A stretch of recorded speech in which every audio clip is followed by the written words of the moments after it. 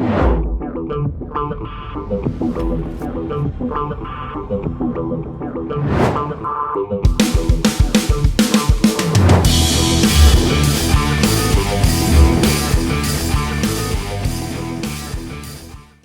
what's up, Fearless Networkers? Todd Falcone, what's happening? Welcome back to the show. So last week's episode, I was kind of rolling through some of the reasons, looking back at my network marketing career, my career as a speaker and a trainer, why year in, year out, I've been as consistently successful as I have. And it's again, like I said in the previous episode, and if you haven't seen it, go check it out.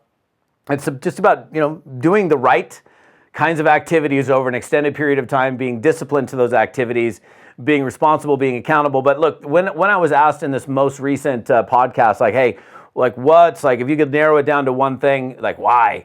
Well, honestly, it's impossible for me to narrow it down to one thing. But if I look back at my personal career in business, I'm going to give you the secret today on what I believe has been, and I've been doing a ton of trainings on this very subject over the last few months. It's all about relationship building, right? Network marketing is a relationship business. It's people connecting with people, whether you do it, wherever you do it, however you do it, it's a connection with another person. If you look at the premise on why people buy, why do people buy from you? Well, of course, they have to have a need, a want, a dissatisfaction, something. Sometimes it's fear of loss or fear of missing out. Sometimes it's impulse. Sometimes it's prestige, pains, whatever it is. But the reason people choose to do business with a particular person or a particular business is because they feel good about them. If you understand this, people do business with those that they like and trust. I learned this a long, long time ago, and so I set out to do things that caused me to create environments that were conducive to production so that people would want to do business with me. Some of the things like being positive, just being like a light in somebody's life, not being the grumpy, complainy, nasty, barking all the time. Like nobody wants to be around that. How often do you want to be around somebody who's super toxic? We want to spend less time with toxic people. We want to spend more time with people that make us feel good. What kind of person are you? Are you a super positive person that every time that you're around somebody, you leave them feeling better having been around you? If you are, then chances are your business is growing. If every time they're around you, they're like, ick, I got to go take a shower, I need to get out of here, then probably not. They're not going to want to hang out with you so much, and they're very unlikely to want to do business with you. Think about the places that you go do business with repeatedly over and over again, that you choose when you have choices. I'm going to go eat at this restaurant. I'm going to go to this dry cleaner. I'm going to go to this place for this, and you repeatedly go back to those places. Why?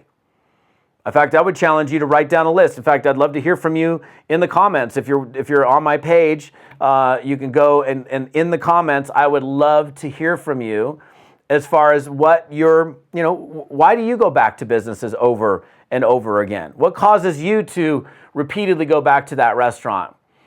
It probably has to do something with the way that they make you feel. They make you feel good when you walk in there. They remember your name. Maybe they remember what you like to order.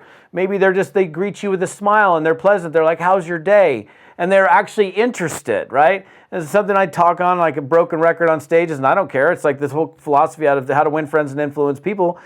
Be genuinely interested in others. That to me has been one of my greatest secrets to success. When I learned that out of that book, when I first read it like 20 years ago, I thought, wait a second, if I listen to what people have to say, and I actually hear what they're saying, they're going to respond to me in a much more favorable manner than if I, talk all over them and, hey, let me tell you about me, and my thing and my stuff, and you're less important, obviously, because I'm stepping all over you, and it's just not an attractive thing. So when I go back to other than hard work, consistently doing the right activities, working on my skills, it's my relationship building, like little things. Like I did a training the other night, and I'm surprised how few people actually do this. I have in my phone, I have notes on every person in my phone.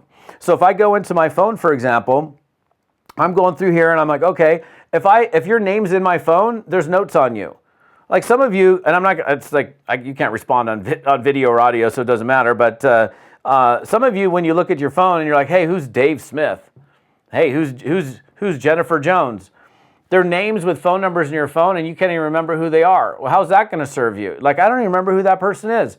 There aren't people in my phone that I don't know who they are, because when I put you in my phone, I put in there, in the notes section where we met, what we talked about, how you referred to me, whatever I discovered in that initial conversation. You're from here, you went to school here, these are your interests, these are the things, here's your kids' names, this is your birthday. I'm not prodding people with questions, but in just natural conversation, we discover things about people when we're being authentically interested, hearing people.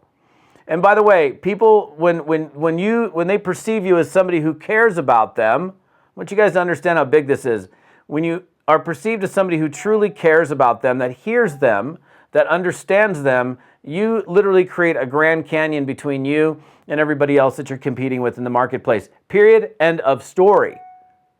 And it's not hard. This stuff takes effort, but it's not hard. Like I grew up in Washington State.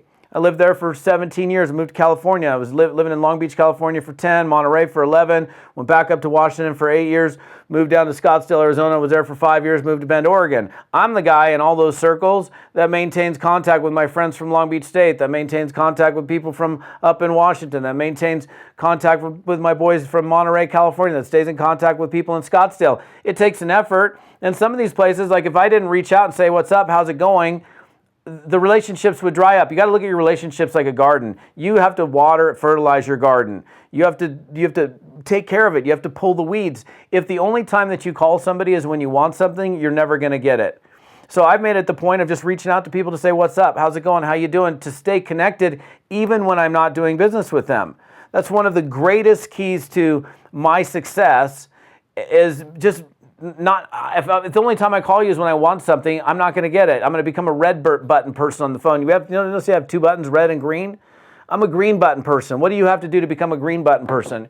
You need to start caring about people. You need to be, and it's not all about, let's go make friends and let's all hug and yeah, and that's like, I'm not telling you to slow down your business. This is going to speed up your business because you're going to be perceived differently. You're going to be perceived as someone who makes the extra effort, who's reached out to say, hey, how are you doing? And actually listens to the person when they say it. One other thing that's been huge for me, and I think this would be big for you guys, is not only in the notes am I writing down the things that are important, where they're from, what their kids' names are, where we met, what we talked about, what I presented to them, whatever was in that note. And if I have another conversation, I put another note in there.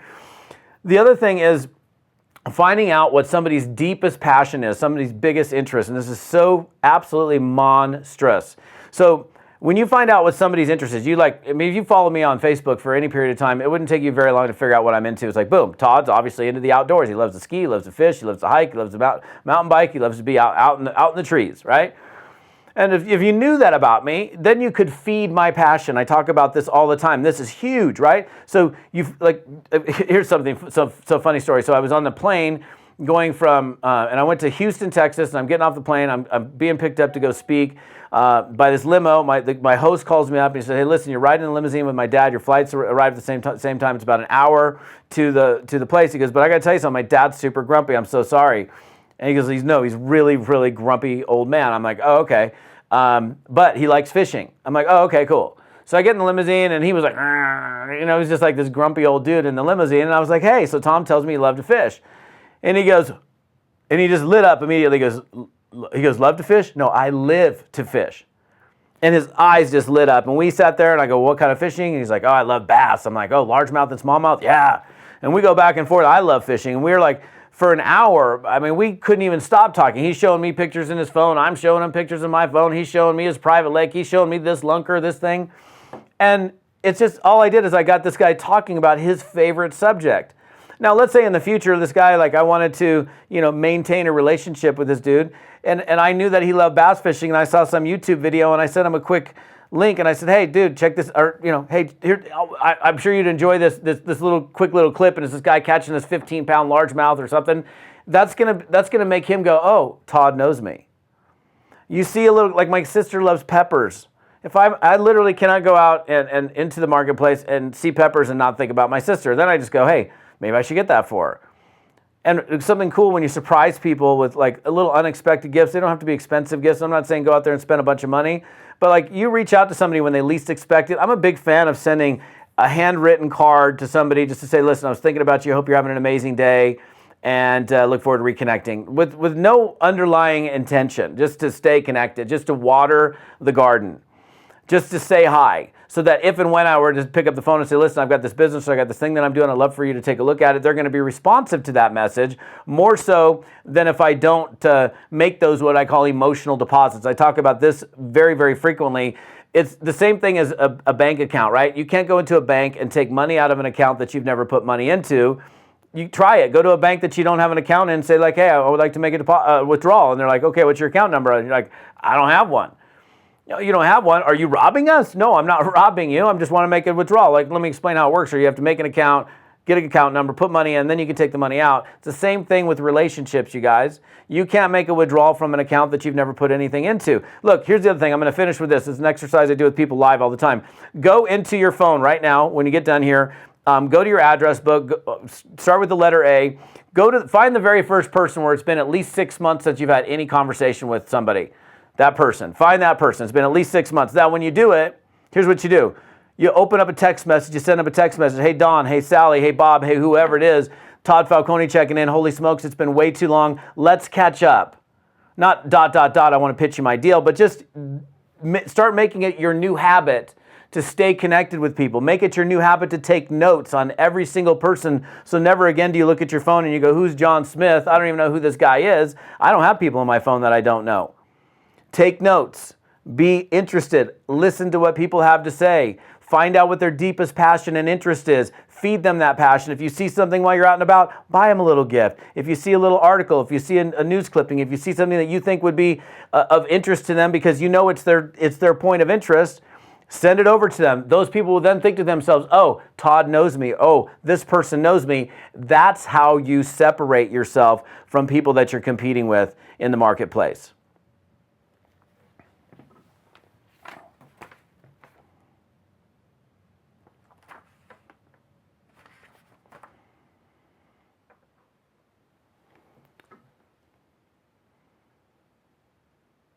Now, listen, we have a ton of resources on my page. I don't know if you're watching me on YouTube, if you're on my podcast, you're on toddfalcone.com. Best thing to do, get yourself over to toddfalcone.com/episode 18. Get yourself plugged in there. Check out our network marketing mastery section. There's some great free resources for you to download that can help you be a better network marketer. And I'm super excited because we just opened up registrations for my 12-week boot camp, something I've been doing for a long time called A-Team. If you're ready to play your A game, step it up a notch, become more productive, come play with me for the next 90 days. We've got some great stuff happening, and you can see it all over at toddfalcone.com/episode 18. Have an epic day, a great week. Thanks for plugging in. We'll see you on the next show.